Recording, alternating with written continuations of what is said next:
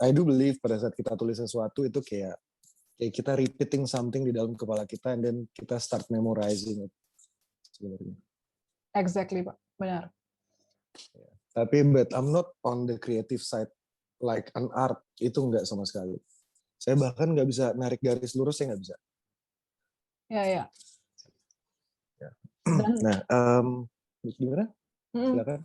Dan sebenarnya selama ini Pak, kalau kita lihat kan orang mikirnya kalau kreatif itu it's kind of art gitu kan. Orang selalu pikir bahwa kreatif is equal with art gitu. Actually kan enggak gitu ya. Actually kan kreatif itu kayak lo buat sesuatu apa aja, itu berarti lo menghasilkan sesuatu gitu. Dan kenapa lo bisa jadi kreatif itu depends on gitu kan, knowledge-nya seperti apa, experience kita seperti apa kan gitu ya Pak. Nah tapi kita lagi ngomongin background nih Pak. Tapi saya setuju banget. I mean, ini nantinya mungkin akan nyambung. Jadi kalau kita bilang kreatif, what is kreatif gitu? Kreatif for me comes with many form. Artinya adalah even kita punya ide untuk bikin bisnis, kita lagi start being kreatif sebetulnya. Yes. Ya kan? Lalu mungkin kita udah di dalam bisnis dan kita nemuin challenges. How we solve it, itu kita being kreatif. Yep. I do believe those kind of things sebetulnya. Jadi you're right, nggak selalu melulu soal art. Art is another form yang menurut saya, it's a different level gitu. Yeah. Untuk bisa being creative in art itu butuh special talent menurut saya. Ya. Exactly. Kira-kira. Dan kita sempat ngobrol juga nih Pak. Contohnya kita pernah ngobrol sama mereka anak-anak muda yang buat podcast. Terus ada yang merasa bahwa mereka tuh nggak kreatif karena menurutnya dia itu terlalu engineering gitu, terlalu straight gitu. Jadi justru kalau menurut kami di Backcraft gitu ya, itu bukan soal jurusannya apa gitu, itu bukan sesuatu yang lu kayak come up with ideas gimana gitu, hal-hal yang simple, tapi kemudian you are practicing it gitu ya, dan lama-lama it will become bigger and bigger gitu. Itu sih Pak. Gitu. Ya, salah satunya adalah konsistensi sih. Yep. Kalau kita masuk ke dalam yuk gitu ya. Well, sebenarnya diawali dengan sebuah mimpi pasti. Mimpinya adalah I've seen a lot of my friends, dan kebetulan waktu itu COVID baru mulai masuk. Jadi kita start di mungkin sekitar bulan Maret tahun 2020. Saya bilang pada saat kita menghadapi situasi seperti ini, regardless, kita jangan bergantung pada situasi pandemik seperti ini. Tapi bagi saya, setiap orang itu harus punya kesempatan yang sama dalam mencari rezeki. Yep. Nah, di era digitalisasi ini, gimana sih caranya dapat rezeki? Yes, we've seen a lot of marketplace, dan saya nggak coba untuk compare, karena marketplace yang sudah ada pendahulu, they are giants. Gitu. Mereka punya business plan sendiri dan mereka start di eranya, and they grow so big. Gitu. Dan kita harus bersyukur kepada mereka, karena mereka lah yang membuka sebuah cara hidup baru, cara kita ngelihat hal-hal, dia membuka semua jenis pekerjaan baru yang sebelumnya nggak ada. Ya. Sampai akhirnya terciptalah hari ini sebetulnya. So, pertanyaannya apakah pada saat kita mau meluncurkan sebuah marketplace lagi, itu akan menjadi itu-itu aja? Ya kan? Nah, disitulah saya punya tantangan untuk bisa membedakan dengan yang lain sebetulnya. Proses membedakannya ini, ya itulah proses kreatif kita, di mana kita itu sebetulnya mencoba untuk mencari unique selling point. Ya, kita coba melakukan sebuah kombinasi value-value yang ada, lalu juga problem-problem yang ada saat ini seperti apa. Karena bagi saya tidak ada sebuah sistem yang sempurna pasti. Sistem itu pasti akan develop terus, teknologi akan maju terus, and then we're facing with people behavior. Dan saya selalu ngobrol sama teman-teman, pada saat kita set up sebuah bisnis, hatinya tuh di mana sebenarnya? Nah. Hati meaning, oke, value kita tuh apa sih? Kita mau bantu apa sih? Kita mau solving problem apa sih? And then we start to see from semua angle sebisa kita. Contoh misalnya pada saat kita bilang kita mau buat marketplace. Marketplace is a simple thing, seperti mempertemukan penjual dan pembeli di satu platform. Semuanya harus digitalize. Gitu. Sebenarnya konseptual dasarnya seperti itu. Tetapi baru kita masukin bumbu-bumbunya. Penjual tuh atau merchant itu pengennya apa sih? Apa sih yang kira-kira mereka hadapi hari ini di sekian banyak platform? Kok tidak semuanya bisa berdagang dengan baik? Dengan baik maksudnya adalah memiliki customer yang tetap dan berkesinambungan ya.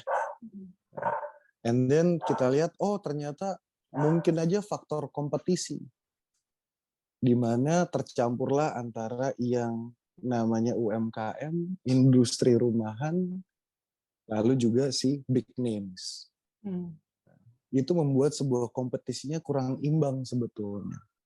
Gimana cara kita coba untuk membuat kompetisinya imbang? Nah, itulah formula-formula itu yang kita coba untuk terapkan di UKQ. Ada sebuah sisi idealisme yang selalu kita perjuangkan di dalam situ. Sehingga kalau tadi Mbak bilang, ya sampai Juju itu panggilan saya. Okay. Sampai kamu itu ada di titik ini gitu ya. No, we're not even reaching titik itu hari ini. Okay. Artinya adalah kita itu masih begitu kecilnya.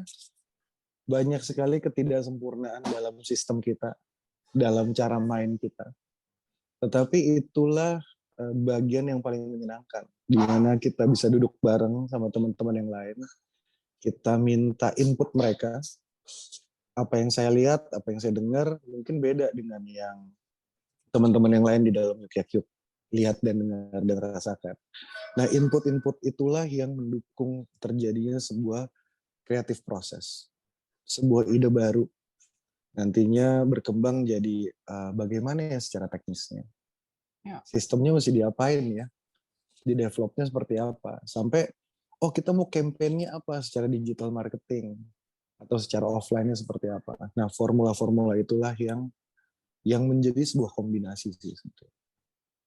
Itu kira-kira yang biasa kami lakukan di UKQ.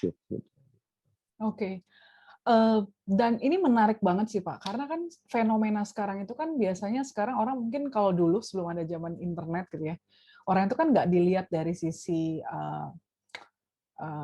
ada kita melihat orang itu mungkin dari sisi berapa banyak harta yang dia punya, uang yang dia punya, jabatan yang dia punya gitu. Tapi ketika kita udah shifting nih ke zaman internet, itu udah berubah kayak lu punya berapa banyak followers, subscribers gitu. It's like changing ke sana kan Pak, shifting ke sana gitu. Sehingga orang-orang becoming asset ya. Iya, itu becoming asset gitu. Dan kemudian orang-orang yang nggak punya subscribers banyak itu kayak you are on, ya di titik bawah lah gitu. Dan sama halnya seperti bisnis gitu. Kadang-kadang orang jadi takut berkarya karena merasa bahwa udah terlalu banyak nama besar gitu, udah terlalu banyak bisnis besar gitu. Sehingga banyak orang yang takut berkarya sekarang karena merasa kayak mungkin gue cuman imitating atau gue itu cuman kayak another way yang mungkin gue nggak akan berhasil gitu. Dan akhirnya banyak orang yang nggak bisa bertahan untuk terus berkarya. Nah kita tuh encouraging orang untuk benar-benar kemudian tetap bertahan gitu berkarya walaupun mungkin sekarang belum ada yang lihat atau mungkin followers atau subscribersnya sedikit gitu. Kayak mungkin dia starting making podcast, starting making business segala macam gitu. Nah, di UKQ ini sendiri Pak, Bapak kan kalau aku lihat dari profilnya nih Pak ya, kan Bapak basically adalah accounting gitu. Dan kayak you ever work in the Big Four gitu loh Pak. Iya betul. Kayaknya Bapak, kalau nggak salah Bapak belasan tahun bekerja as a professional, kayak yes. Why did you choose to shift to a businessman gitu Pak?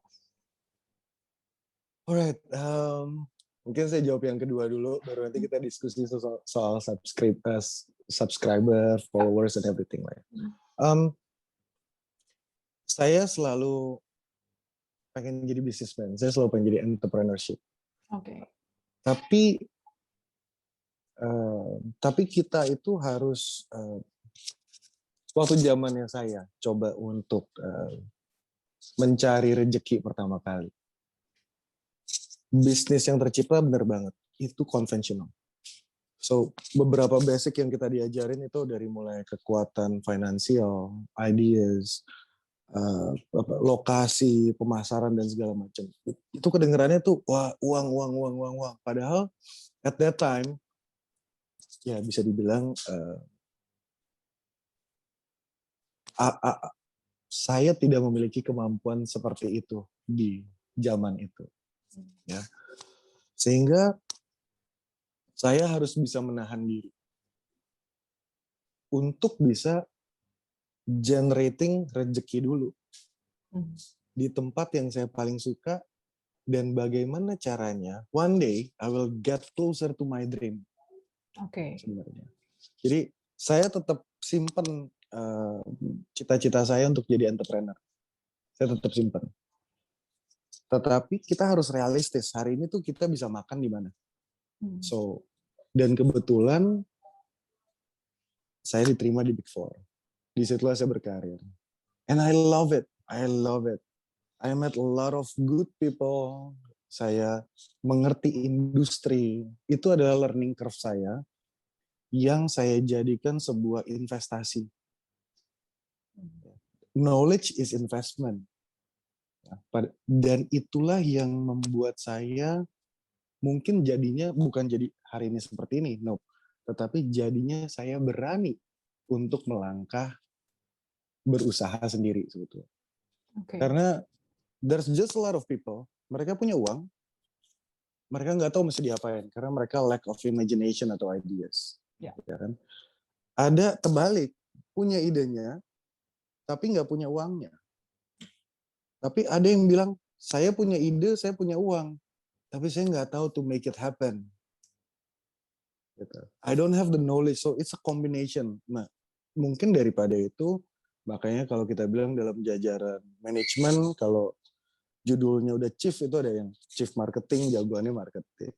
Chief operational dia ngerti, gitu. Apalagi chief of financial dia ngatur uangnya, chief eksekutif dia yang bikin bisnis strateginya. So, karena making a business happen, we're not Superman. I do believe that. Ada beberapa bisnis yang memang kita bisa lakukan sendiri. Ada bisnis-bisnis lain yang kita harus bersama-sama. Ya memang saya startnya dari accountant, and then saya sekian belas tahun, and I still do professional work sampai hari ini. Sampai hari ini, Pak? Karena saya sampai hari ini. Okay. Jadi I just love it gitu. Being a consultant, ngelihat sebuah angle yang out of the box untuk orang lain. Sekaligus saya belajar, and then saya juga cari rezeki lainnya gitu. Making new friends. Well, itu yang tiba-tiba bisa ngelahirin, oh ya kenapa nggak yuk kita giniin ya? Kayak cara main ini bisa deh. Kayak cara main ini bisa deh. Kira-kira gitu, Mbak. Oke. Berarti Bapak sekarang masih kerja di kantor orang gitu, perusahaan milik orang lain atau gimana, Pak? Masih. Ya? Saya masih jadi advisor. Saya masih jadi financial advisor. And then hari ini juga Yuk alhamdulillah masih bergerak. Kita mungkin lagi proses untuk membuat satu lagi, another startup. Saya kebetulan juga masih punya kayak semacam consultant financial. Milik sendiri, Pak? Ya bersama beberapa teman. Oke, I see. Oke. Bapak kan kemudian shifting itu kan sampai sekarang Bapak juga masih kerja gitu. Nah, kapan sih Pak Bapak kira-kira memutuskan kayak oke, ini saat yang tepat nih untuk mulai bisnis gitu. Tapi bisa sambil kerja juga. Mungkin kan ada orang di luar sana yang kayak mereka bingung tuh Pak. Mereka mau ngumpulin uang, oke, mereka kumpulin uang, tapi kapan ya di titik keberanian mereka itu mungkin muncul ya, this is the time that I have to start a business gitu. Menurut Bapak, kapan Bapak mengalami fase itu gitu? Oke, kalau untuk saya kayak leap of faith-nya, kenekatannya itu terjadi kalau kita kepepet. The power of kepepet ya Pak. Your power of kepepet. Ya. Kepepet itu seringnya orang itu tadi yang Mbak Rebecca bilang, mereka fokus untuk nyiapin uang untuk mulai sebuah bisnis. And then one day di bulan puasa tahun 2020 kan, saya tiba-tiba aja kepikir, kalau saya kumpulin uang, saya ngumpulin uang itu udah saya kotakin. Ini adalah untuk emergency cost, ini adalah untuk anak-anak sekolah, gitu. Ini untuk itu segala macam. Loh, kok untuk saya bikin entrepreneurship kok kayaknya kecil banget nih. Jadi kalau saya mau punya modal sekian, let's say modalnya 100 juta deh. Saya mesti ngumpulin 1 juta. Berarti saya perlu 100 bulan kan ya? Iya. 100 bulan berarti kira-kira 8 tahun lebih. Ya. Di tahun ke-8, saya yakin belum tentu saya buka bisnis. Iya, betul. Saya yakin. Karena sepertinya faktor utamanya itu bukan finansial kalau zaman sekarang. Faktor utamanya adalah yakin nggak? Punya nyali nggak untuk mulai? Do the first step. Dan kita pernah diskusi dalam Yuki-Yakyuk, kita bilang, jangan mikir gede-gede dulu. Yang paling besarnya itu adalah goal di akhir. Tapi kita runut balik, first step-nya apa? Misalkan, saya mau punya toko kue. Kalau saya mau punya toko kue, saya mesti punya 1 miliar nih. Karena mesti fit out, mesti ini, segala macam. And then saya langsung lompat. Oke, saya mau kumpulin uang sampai dapat 1 miliar. Pada saat terjadi 1 miliar itu, harga itu udah bukan 1 miliar. Harga itu udah 2 miliar. And then saya akan nyari lagi 2 miliar. And so on and so forth. Uang itu menurun nilainya. Ya. Tapi kalau saya balik cara pandang saya bilang, oke, saya mau punya toko nilainya 1 miliar. Maunya ada yang di Kemang misalkan. Apa first step saya? Oh, saya bisa bikin kue sus misalkan gitu. Oke deh, saya coba bikin 1 kotak isi 12. Lalu saya kasih ke teman saya, suka nggak ya dia? Ternyata suka. Lalu saya ngelihat step 2. Kira-kira dia mau minta beli nggak ya dari saya? Oh, dia ternyata minta beli. You are making a business. Gitu. As simple as that. Nah, itulah the conceptual of Yuki-Yakyuk. Everybody can sell. Even from their house. Makanya kita bilang usaha dari rumah aja. Don't think big. Jangan pikir macam-macam dulu. Subscribe ke dalam sebuah marketplace, register di dalam marketplace, itu no cost at all. Sama sekali. Ya. Tidak ada cost, yang harus kalian lakukan adalah mencari siapa yang beli dan mengarahkannya beli dari sana. Atau kalian bisa WhatsApp, kalian bisa Instagram. Hari ini begitu banyak channelnya.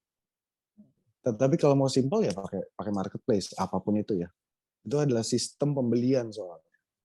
Nah, start small, kita ngumpulin uang, lalu kita tabung, itu kan getting closer to our dream. Ya. Yang tadinya produksi 5, tahu-tahu produksi 10. Tahu-tahu 15, tahu-tahu 50. Tahu-tahu along the way, kita nggak pernah tahu. Yang Maha Kuasa mungkin aja ngirimin 1 orang dan bilang, kita buka toko yuk. Ya. Nanti kita profit sharing. That can happen, we don't know. But do the first step.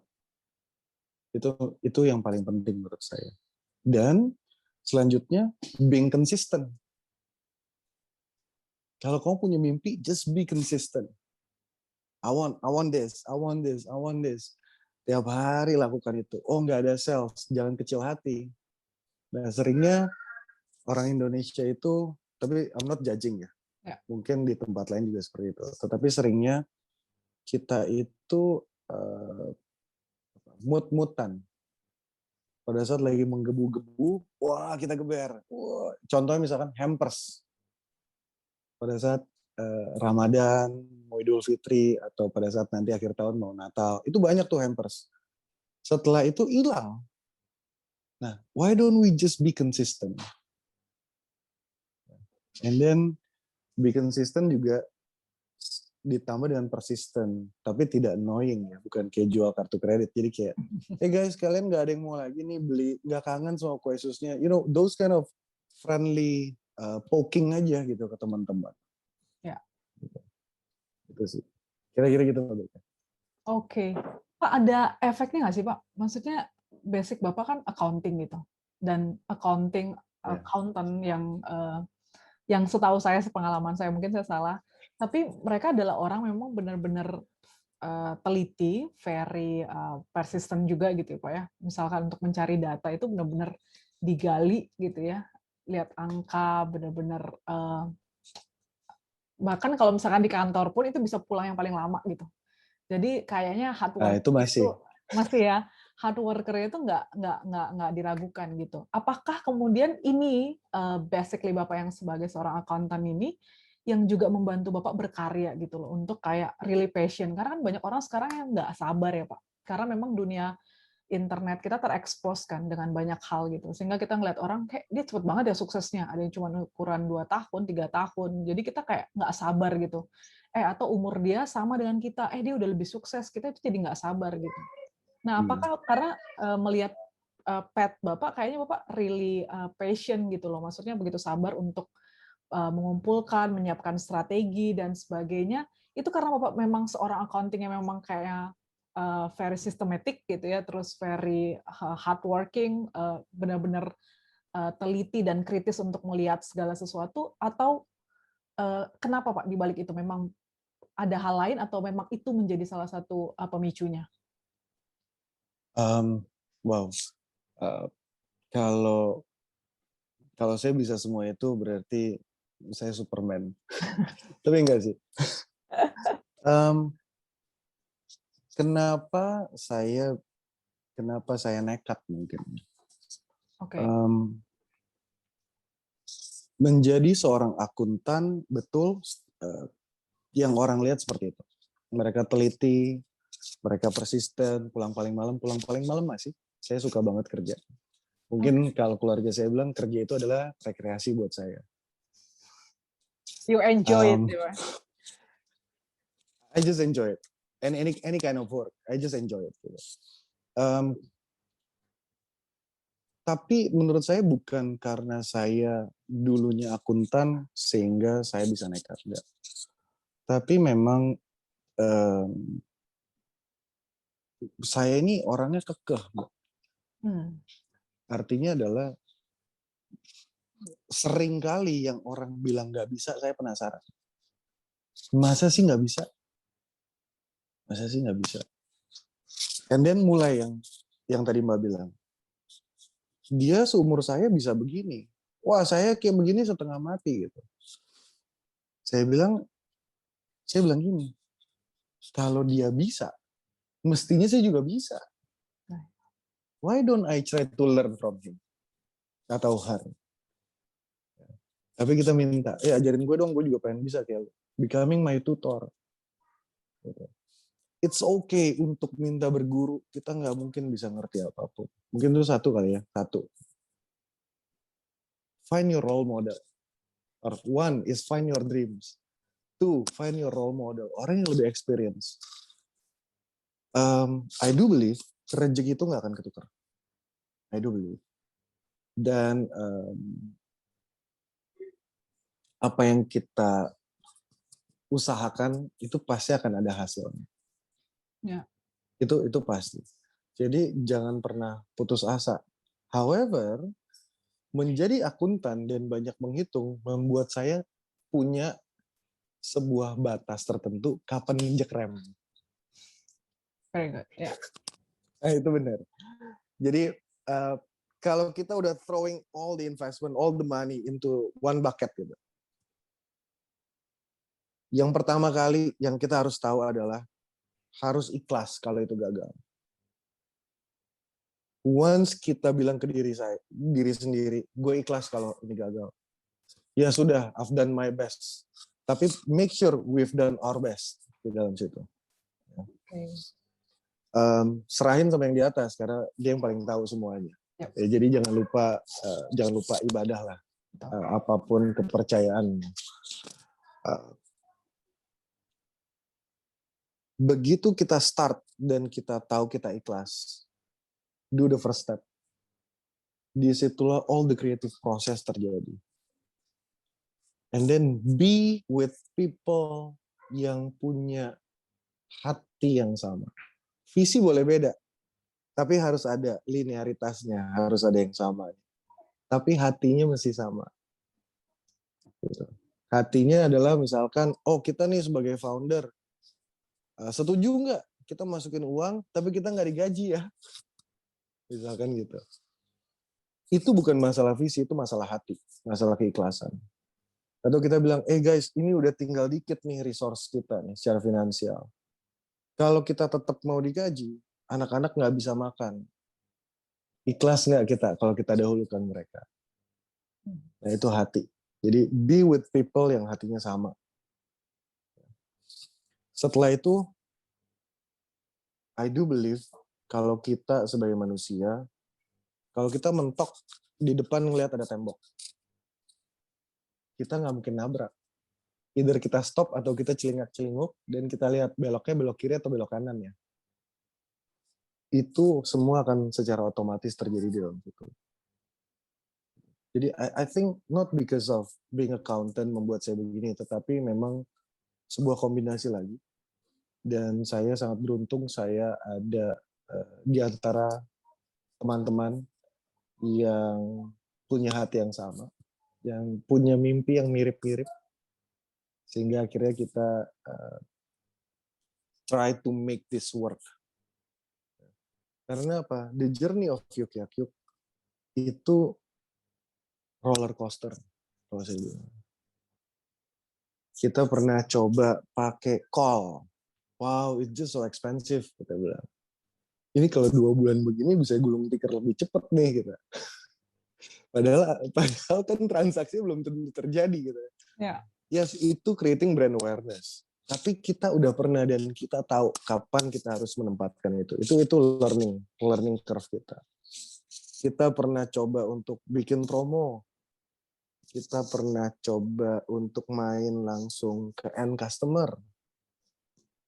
Sampai akhirnya kita memiliki sebuah pola baru untuk berjualan dan memajukan. Mudah-mudahan ini berbuah hasil yang baik nantinya. Mudah-mudahan. Kita nggak pernah tahu ke depannya seperti apa.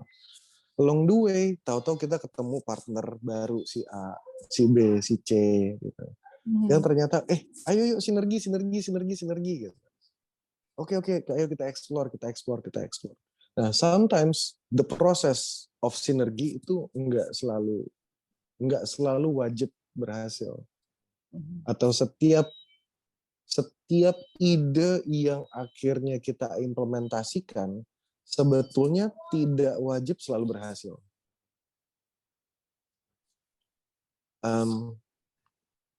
Disitulah saya mulai menyadari bahwa apa yang orang bilang, saya lupa quote-nya dari mana.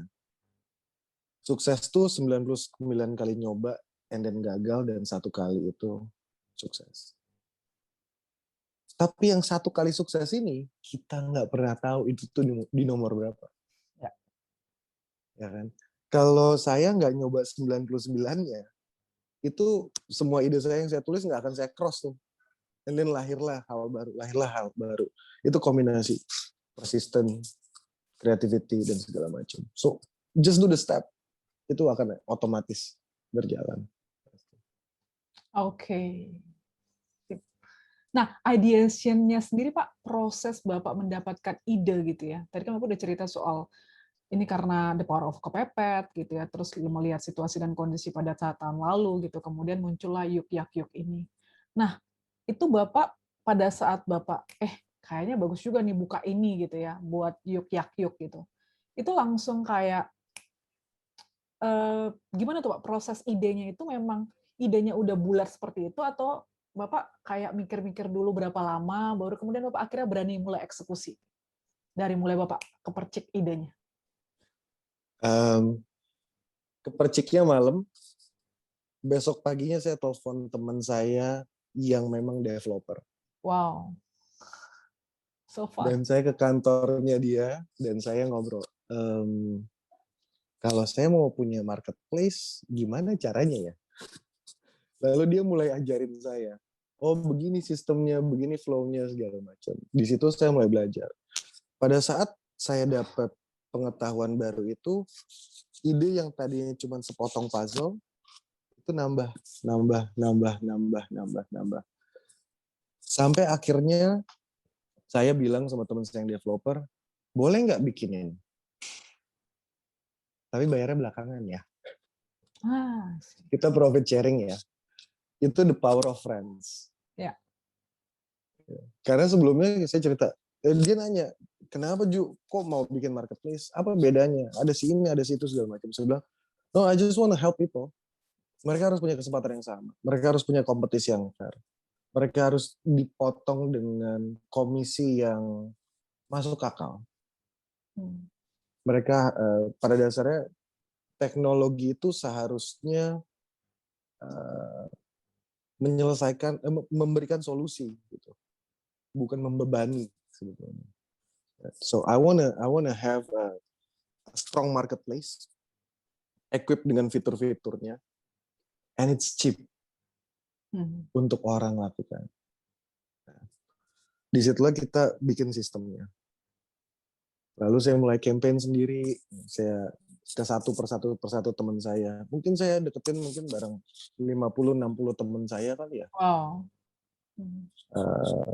Ya 80%, 90% bilang, jangan lu bunuh diri. Gitu. Tapi ada juga yang 10% yang nekatnya sama. Ya udah, let's do it. Akhirnya kita kumpulin dan kita lakukan sama-sama. Gitu. Kalau udah kayak begitu, itu udah faktor hati sebetulnya. But then again, kalau saya, strong mental juga perlu. Kalau saya ketemu sama satu orang, dia bilang no, ketemu 10 orang, dia bilang no. 10 pertamanya bilang no. Kalau saya bukan orang yang kekeh, saya nggak akan ketemu yang ke-11. Pas ketemu yang ke-11, dia bilang, oke, gue mau masuk, tapi gue nggak punya duit banyak ya, katanya. Gak apa-apa, lu mampunya berapa, nanti kita atur. Udah, mulai berhitung. Akuntannya keluar. Yeah. Oh, si A 5 perak gitu. Nanti gitu terus sampai ketemu, mungkin nantinya jadi 100 perak, 200 perak. Oke, 200 perak ini kita olah jadi apa ya? Bisa gimana ya? Itu tahap awal, tahap development. And then kita masuk tahap yang lebih mengerikan. Tahap rekrutmen. Pada saat bisnis itu masih kita pegang dan yang kerjakan kita cuma bertanggung jawab dan ikhlas ke diri sendiri. Solve di situ.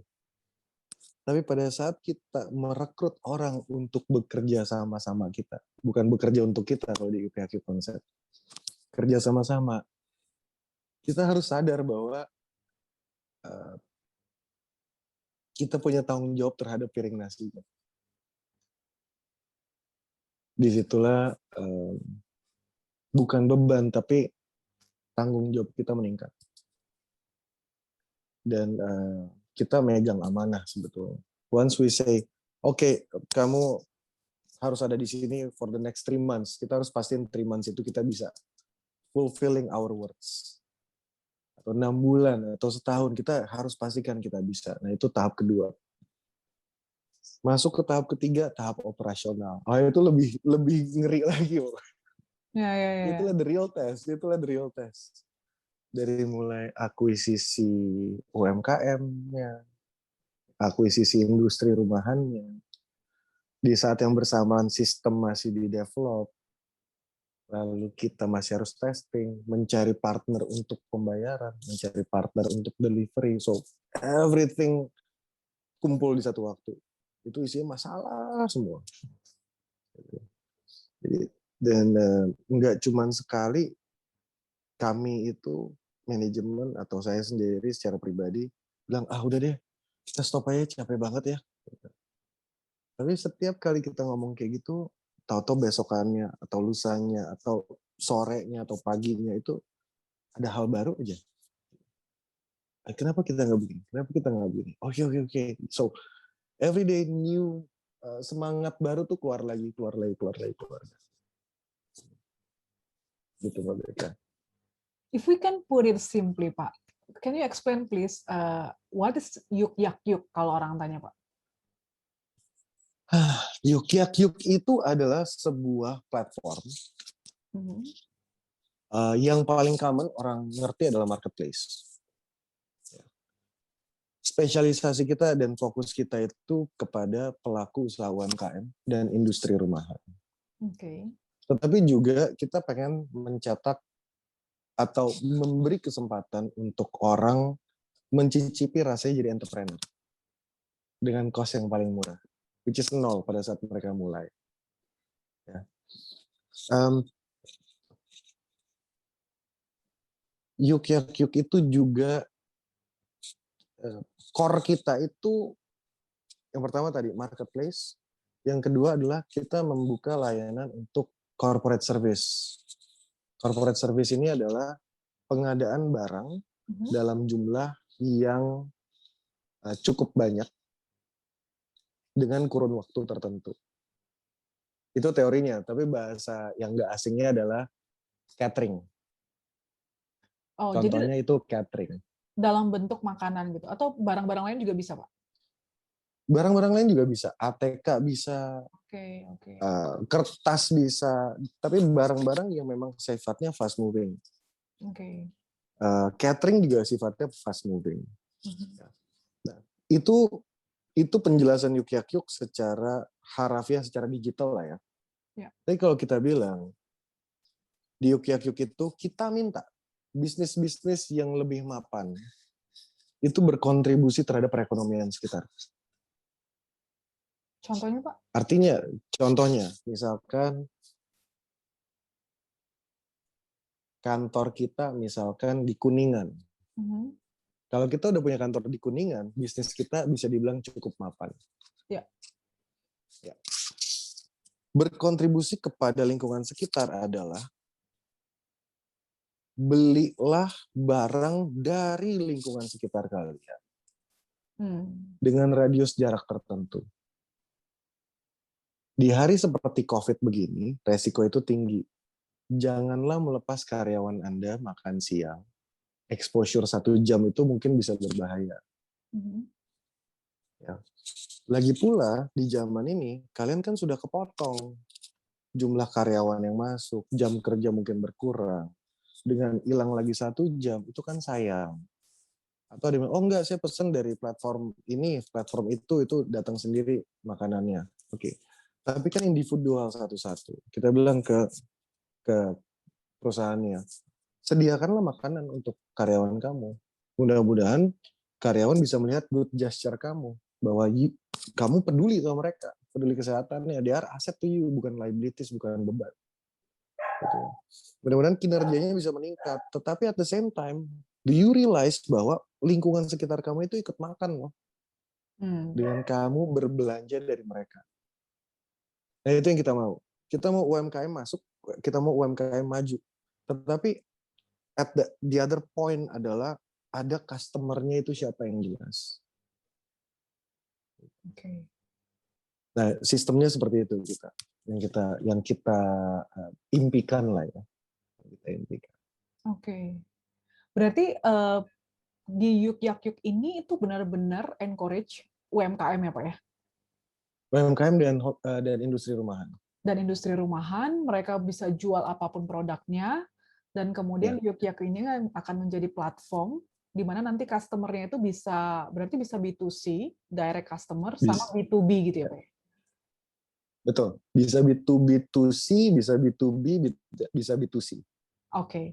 Dan kemudian, apakah memang harus, Pak, radius jarak itu? Atau misalkan ada, ya kalau di Kuningan, kalau kita di radius itu mencari UMKM juga, nggak tahu nih radiusnya berapa yang di... 5-10 biasanya. 5-10 km, Dan kemudian itu memang automatically secara sistem dibuat seperti itu, Pak? Sudah di-define di sistemnya, di aplikasinya, atau bagaimana, Pak? Sebenarnya kita buka radiusnya. Tetapi Oke. kita encourage untuk menggunakan di jarak seperti itu. Iya. Tetapi bukan sebuah kewajiban. Karena kita bilang, kita hargai niat baik kamu untuk membantu perekonomian sekitar. Tapi bukan berarti saya mau menodong kamu untuk spending a lot. Bukan gitu juga caranya gitu. You have to sustain your business. Ya. Jadi kita bilang, dan kita selalu budget oriented. Kita akan tanya sama potential klien kita. Budgetmu berapa? Oh, budgetku misalkan 20.000, ongkos kirimnya Rp1.000. Oh, 21.000 ya. Kita akan bikinin. Ini ya namanya UMKM-nya. Ini menunya ya. Ini harga produknya. Everything is transparent. Ini ongkos kirimnya ya. Nah, kita ajuin ke mereka. Setuju nggak? Begitu mereka setuju, they know exactly mereka beli dari siapa. Kenapa? Karena di kemasannya itu akan sesuai. Kemasannya itu kita seragamkan. Nah, jadi si UMKM tidak perlu repot-repot ke Majestic, kemana untuk cari kemasan karena kita yang sediakan. Nah, waktu tertentu itu berarti misalkan nah ini yang saya bilang, ini part of kita melakukan edukasi kepada pelaku usaha mikro menengah. Salah satu hal yang tidak kita sadari adalah, atau mungkin baru kelihatan sekarang, kalau judulnya itu industri rumahan atau UMKM di skala bukan menengah tapi mikro, belum tentu mereka punya stok. Ya kan? Dan mereka itu suka nervous. Itulah kenapa terjadi inkonsistensi. Kalau saya tiap hari beli untuk bikin 5 kue, tahu-tahu hari ini ada yang beli 20. Besok yang beli berapa ya? Mereka akan bingung. Tetapi dengan sistem seperti ini, kita akan bilang, UMKM A hari Senin ya, sekian puluh. UMKM B sekian ya, hari Selasa, hari Rabu. Itu kita rolling. Kita kasih jadwal dari awal. Artinya adalah mereka at the minimum sudah tahu mereka harus belanja kapan dan jadiin kapan. Kita mengajari mereka kitchen management secara nggak langsung.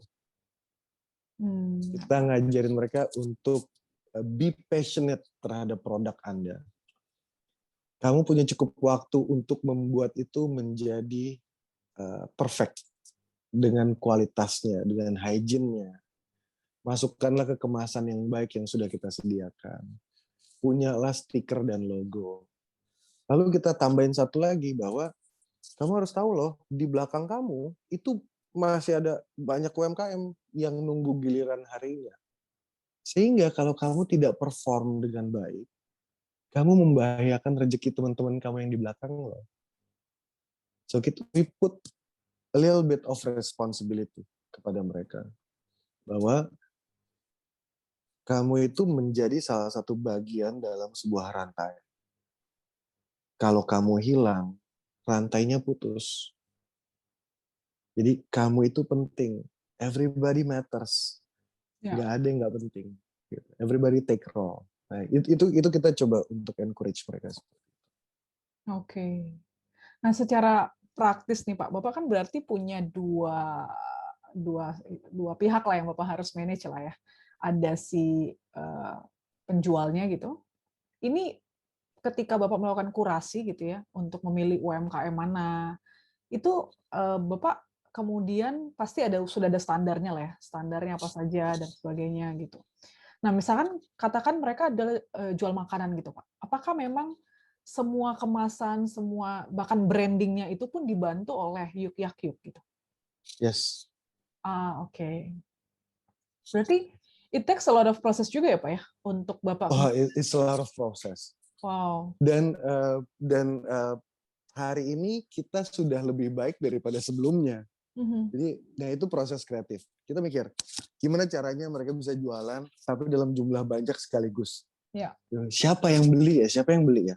Oh, kenapa nggak coba aja perusahaan? Kenapa nggak coba aja pabrik? Atau kepolisian, atau rumah sakit. Oke, kita coba deh. Dapat angin. Kemudian kita start lagi. Berarti standarnya apa ya? Bisa nggak ya mereka kira-kira meet the standard? Ya. Gitu. Disitulah kita mesti, pada saat kita mikir gitu, itu kreatif proses, kita mikir, pasti ada rasa takut. Hadapi aja. Jangan takut, saya bilang. ke diri saya sendiri dan ke teman-teman yang lain.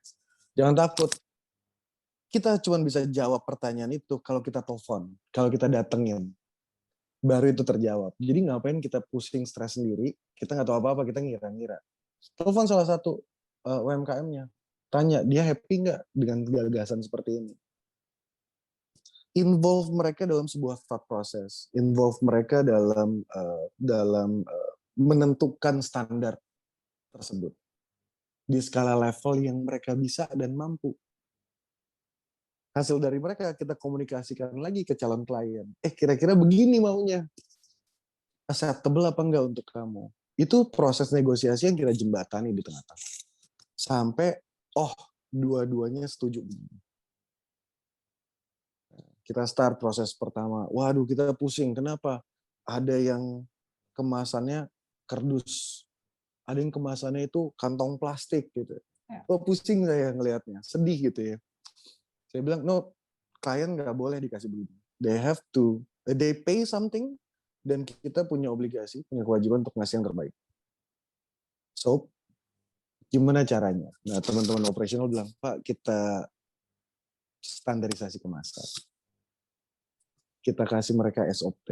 Kita kasih ini ke mereka, suruh kirim dulu makanannya ke kita.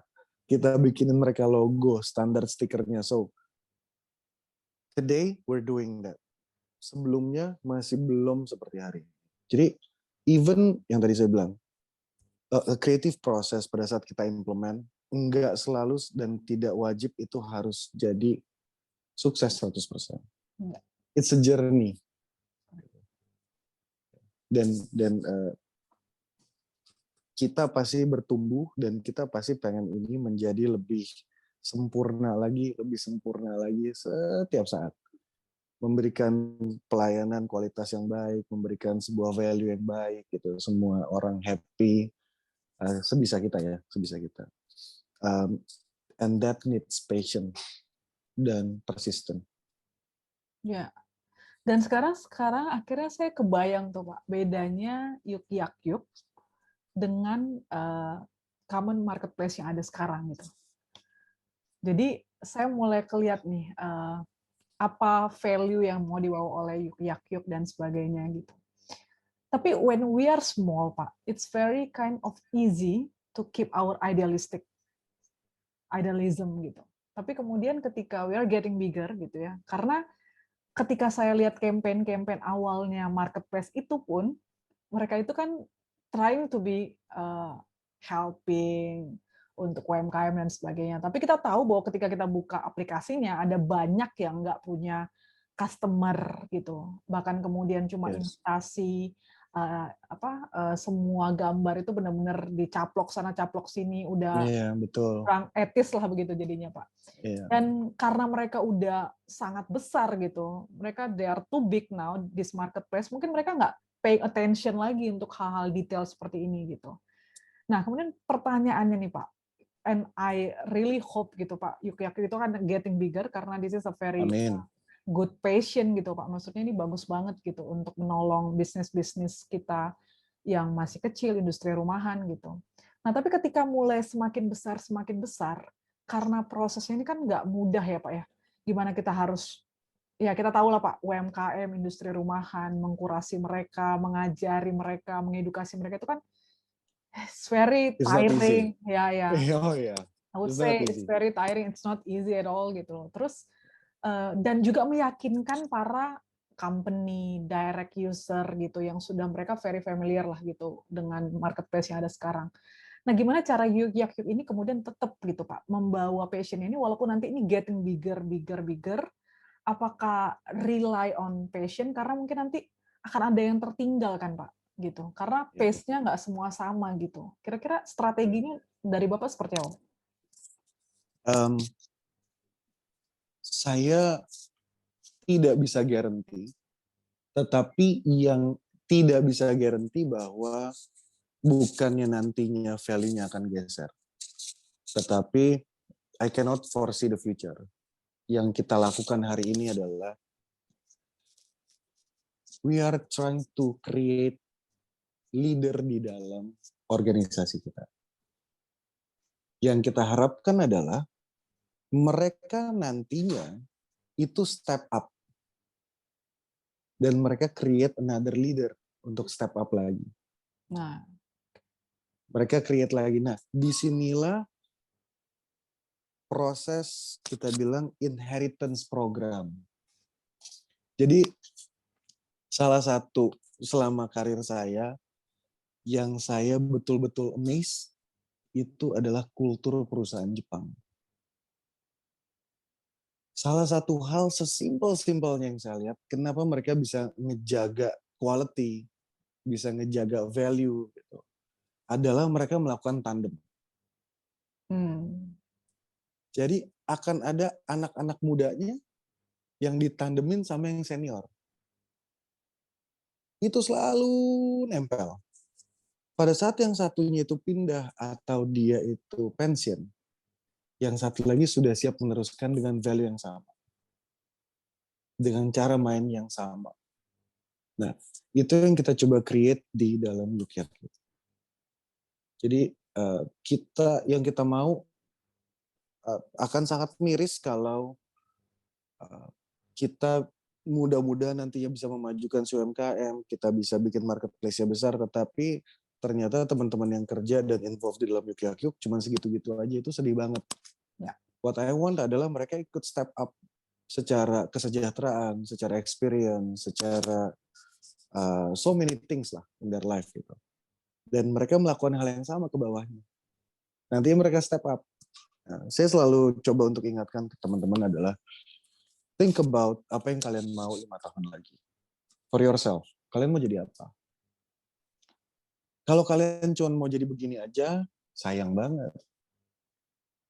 And then mereka mulai bilang, saya mau jadi IMPA, saya mau jadi ini, saya mau jadi ini, saya mau jadi ini. Oke, berarti niat hatinya sama nih. Yang harus kalian lakukan, kalian mesti ingat, kalau kalian tidak menguasai gamenya, kalian nggak akan masuk ke ronde selanjutnya.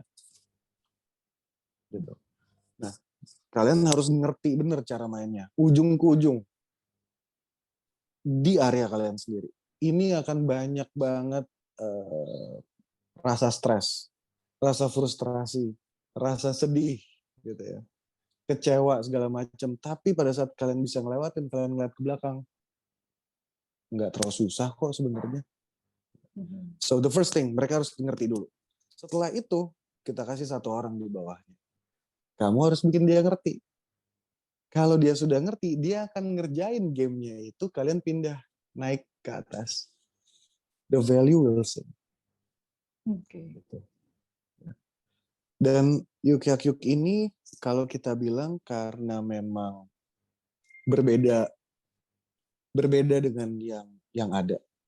They're just so big. Pada saat mereka mau buka satu kota, mereka akan sapu satu kota secara akuisisi. Baik secara penjualnya maupun secara pembelinya. Ya, mereka punya kekuatan itu. And it's great gitu, it's great. Kita sadar kita nggak akan bisa compete. Jadi kita bilang, kita client base oriented. Jadi kalau saya punya 100 klien aja, mungkin saya bisa menyerap sekitar 4.000 UMKM. Karena 100 kliennya itu, employee-nya ada 30.000. Kira-kira gitu loh, Mbak PK. Iya. Ya kan? Jadi yang kita maintain adalah 100.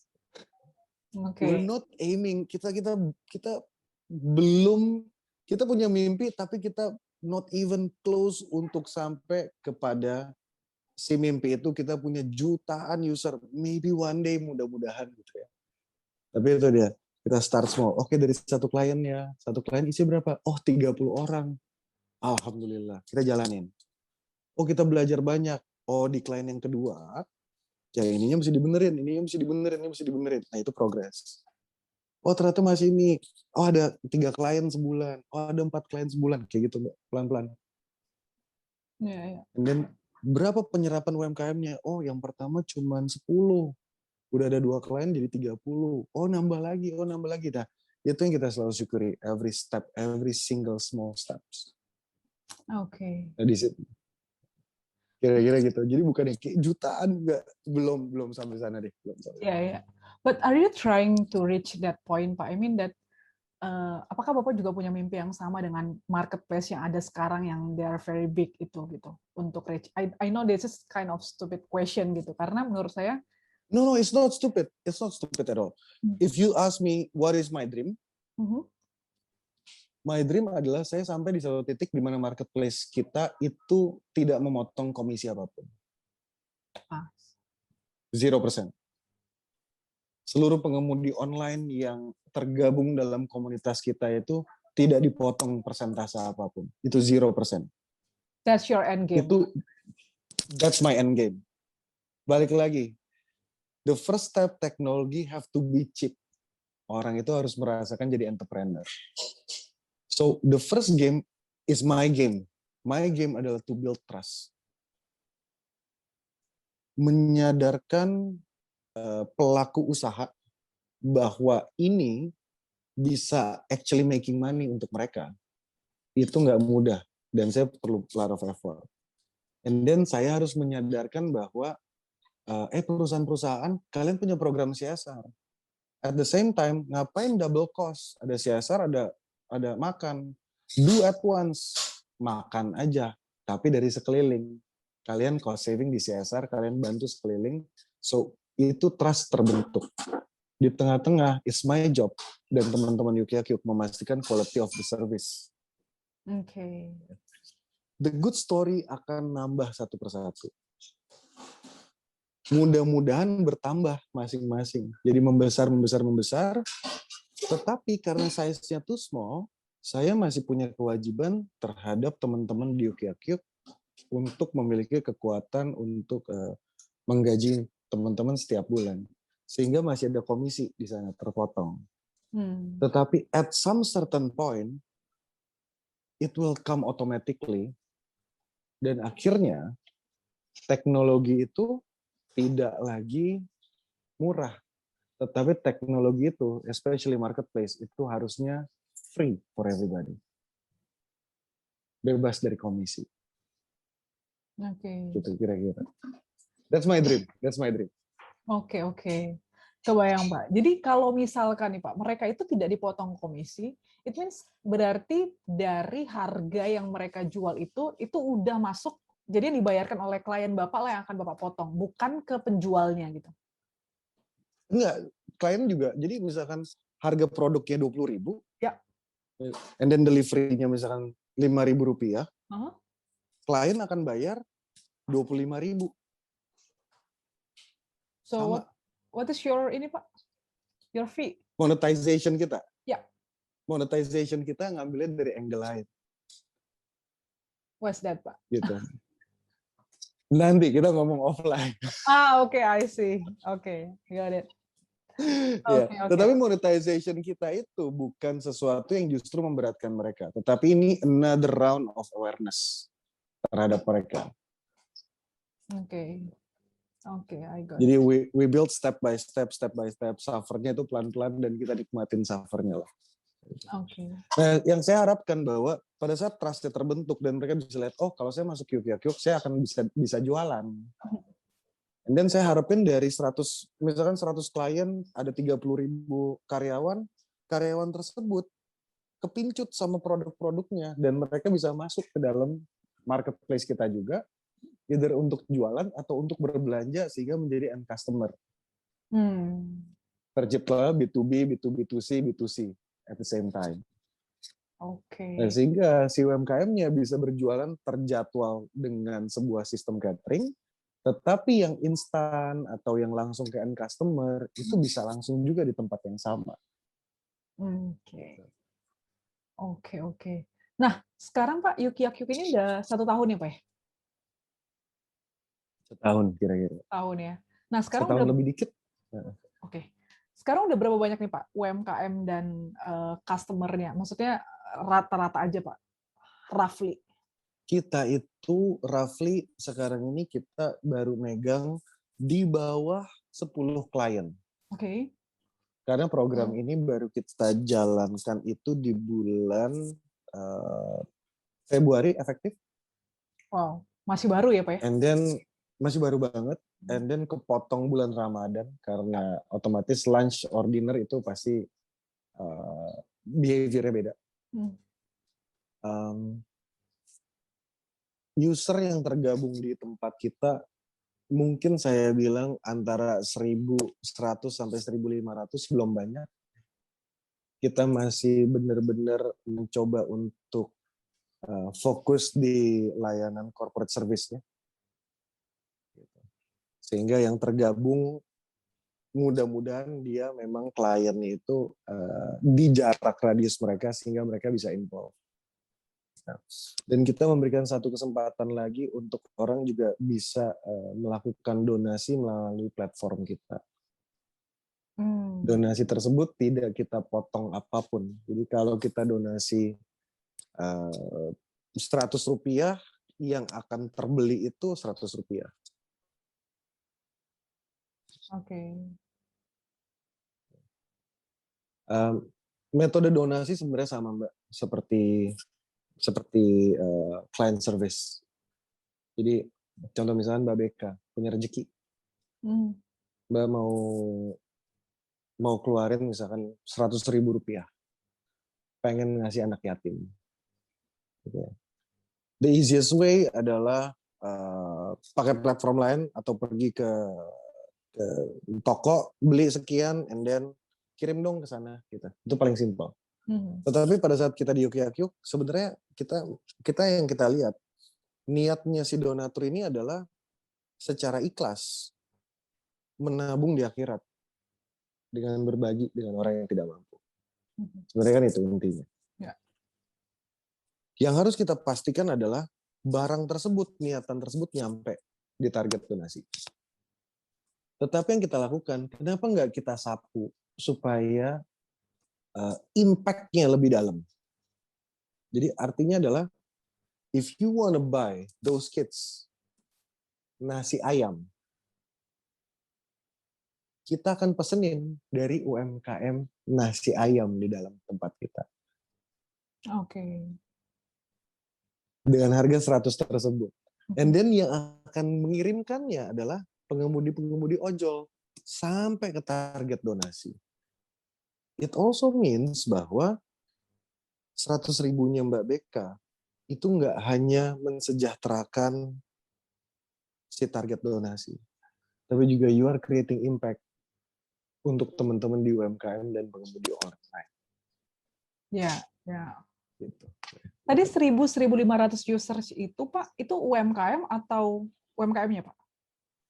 Atau Enggak, itu udah campur. Oh, Itu udah campur antara UMKM, ada UMKM-nya mungkin sekitar 400-450 kali ya. Oh. Pengemudi online-nya mungkin sekitar 100-150. Lalu sisanya adalah user customer secara end customer. Oke. Kita baru aja juga jalan kerjasama sama satu platform agregator untuk delivery, sehingga sekarang pilihan delivery-nya, pilihan kurirnya itu lebih banyak lagi. Untuk mempermudah customer sebetulnya. Oke. Dan ini bisa end user ya Pak? Artinya nggak perlu dalam jumlah banyak. Misalkan saya buat makan siang Bisa. aja, saya bisa buka aplikasi Yukyuk, bisa gitu ya Pak ya? Bisa. Oke. Bisa. Jadi ini marketing approach-nya Pak gimana Pak? Udah meluas atau very niche? Marketing approach kita memang masih kita seleksi yang low hanging fruit dulu. Jadi friendly factory, friendly korporasi yang memang kita udah mungkin kenal 1-2 orang di dalamnya. Itu kita hubungi secara offline, and then we submit the proposal. Jadi memang proses offline marketingnya masih ada. Oke. Gitu. Dan offline marketing prosesnya masih ada. Dan approach-nya masih lebih banyak ke corporate ya Pak ya? Yes. Oke. Betul sekali. Itu berarti memang. Jadi kita melupakan sedikit bagian end customer lah ya. Ya. Itu kenapa kita fokus. Ya. Gimana? Karena fokusnya masih corporate, itu kenapa mungkin belum terlalu terdengar di market, di end user gitu ya Pak ya? Betul. Rata-rata itu kalau kita lihat follower kita di IG mungkin hanya 1.020, 1.019, 1.000 lah ya. Nah, itu sepertinya sih berbanding lurus dengan user yang ada di dalam ekosistem, Nice. di dalam aplikasi. Mudah-mudahan di tahap awal ini menjadi sebuah hal yang niche, nantinya menjadi sebuah hal yang lebih publik gitu sebetulnya. Tapi kalau dilihat konten-konten di Instagram atau di Facebook kita itu mungkin lebih ke arah edukatif, lebih ke arah awareness gitu untuk orang melakukan usaha, sesuatu yang baru mengenai aplikasi kita, jangan pernah menyerah, encouraging lah gitu. Isinya bukan hal-hal yang lari ke arah gimmick-gimmick gitu sebenarnya. Itu hari ini kita masih menganggap our Instagram itu it's good kalau misalnya kita punya followers banyak, it's good. Tetapi itu adalah library kita mengenai how to use the application, what is our value. Masih di level itu sih, Mbak Beka. Oke. Gitu. Nah, kita kan udah cerita nih Pak tentang Yuk Yak Yuk, terus kita udah juga lihat perjalanan Bapak dari Bapak kuliah sampai sekarang bangun Yuk Yak Yuk. Nah, boleh tahu nggak sih Pak, sebenarnya entrepreneurship Bapak itu memang sudah ada mungkin sejak kecil, childhood-nya Bapak itu gimana ceritanya nih Pak? Boleh cerita nggak ke kita? Wow, childhood saya itu mungkin banyak juga yang merasakan, tapi saya juga nggak tahu. Tapi I think I was so poor. As far as I remember, I was so poor waktu kecil. Saya sempat tinggal di Sunter. Dulu itu Danau Sunter itu masih banyak enceng gondoknya. So kalau real estate-nya mungkin kalau dari arah Kemayoran tuh yang sebelah kiri. Yang non real estate-nya, yang rumah-rumah petakan tuh sebelah kanan. Saya sempat tinggal di sana. Saya sempat tinggal pindah-pindah gitu ya. Jadi memang dan kebetulan saya juga anak tunggal. And then di umur saya yang cukup muda, saya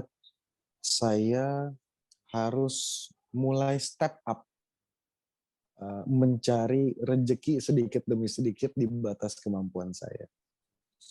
Jadi misalkan dari mulai bikinin PR teman. Itu dari umur berapa Pak? Atau itu mungkin dari SMP kali. SMP. Oke. SMP. And then saya sempat tinggal numpang di rumah nenek saya, almarhumah. And then saya moving lagi numpang di rumah om saya, gitu. Like a father to me lah. Yeah. So that was my childhood. It wasn't easy. It wasn't easy. Triggernya adalah ada satu hari saya sama ibu saya kita jalan dari rumah nenek. And then kita pergi ke mall, kita naik bajai. Sampai di mall kita cuman kayak tawaf aja di dalam situ. Kita beli Coca-Cola, kita minum berdua sambil ngobrol. Pulangnya itu kita jalan kaki.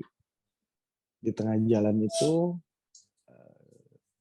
ibu saya mau makan bakso. Dia pesan bakso 2 mangkok. Saya ingat harganya mungkin sekitar 3.000-3.500 saat itu.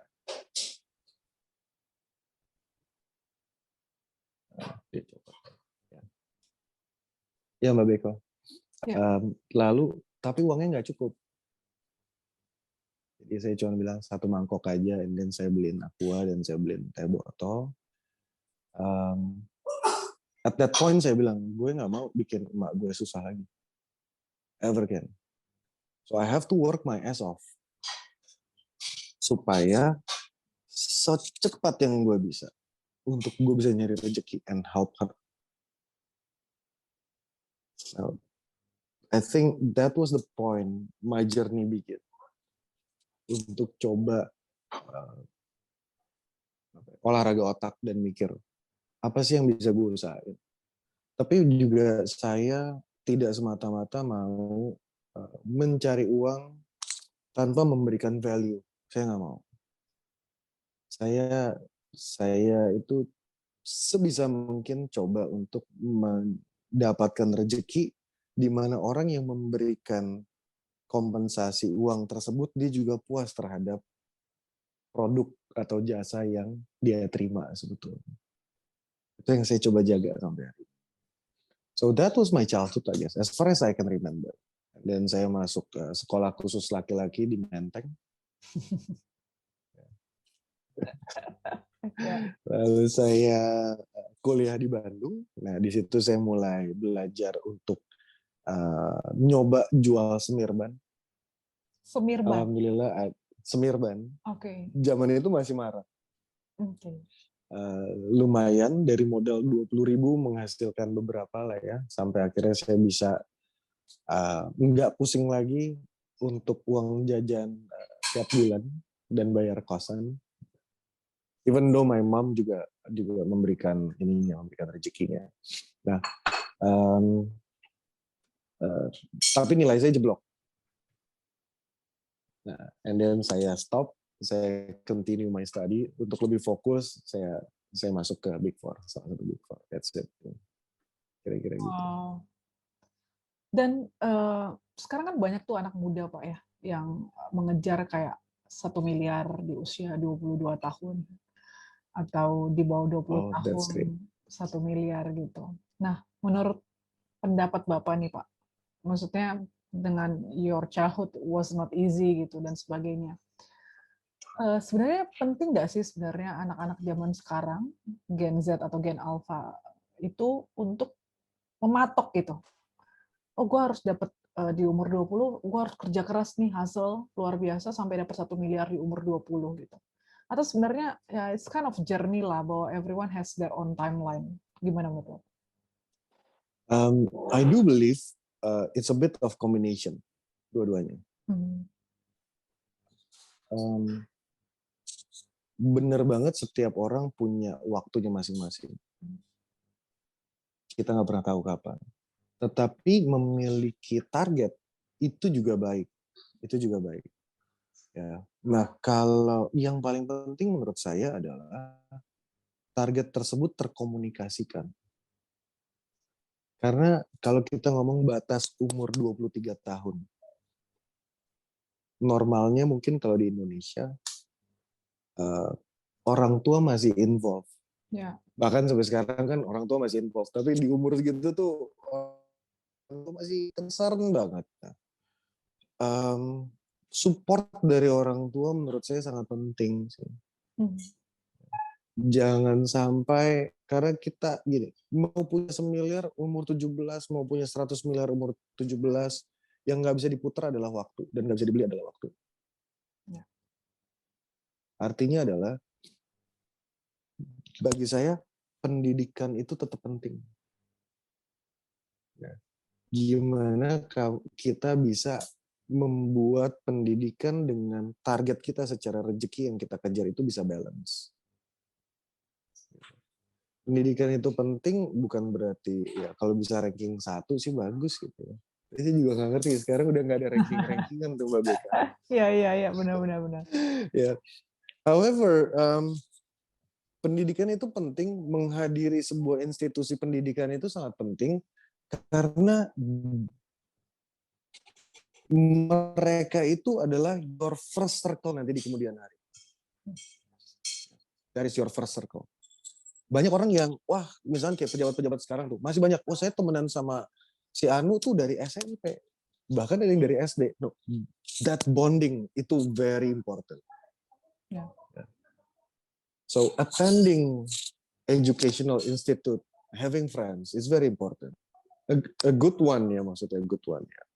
And then getting knowledge, belajar, itu juga penting. Becoming the best. Kalau saya disuruh milih nih anak, misalkan anak-anak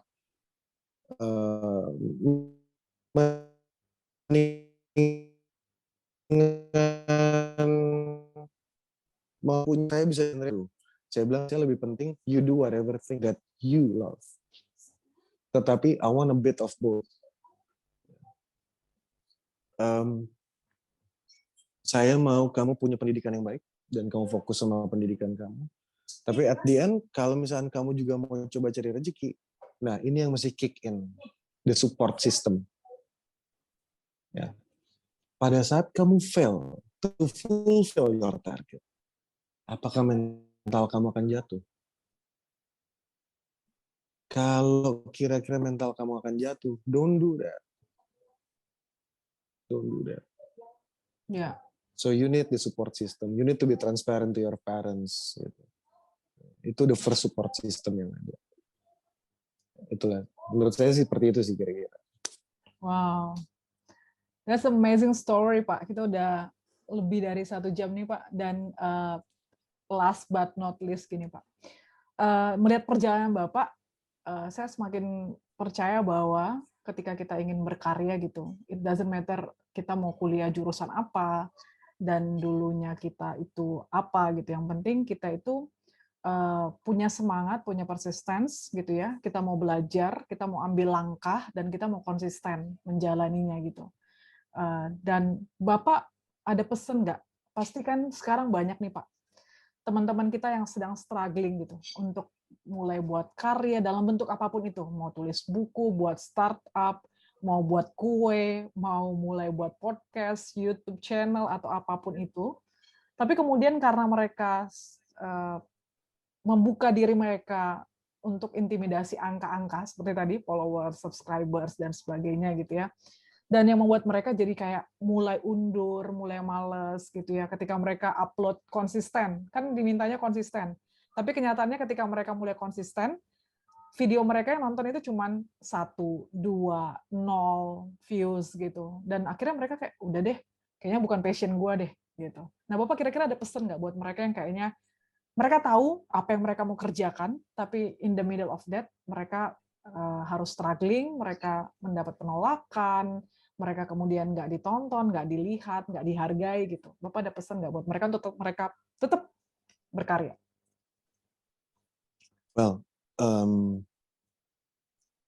if you love it, segala sesuatu ya, apalagi kalau dunia YouTube, mungkin saya kurang paham. But I do believe in generic seperti itu.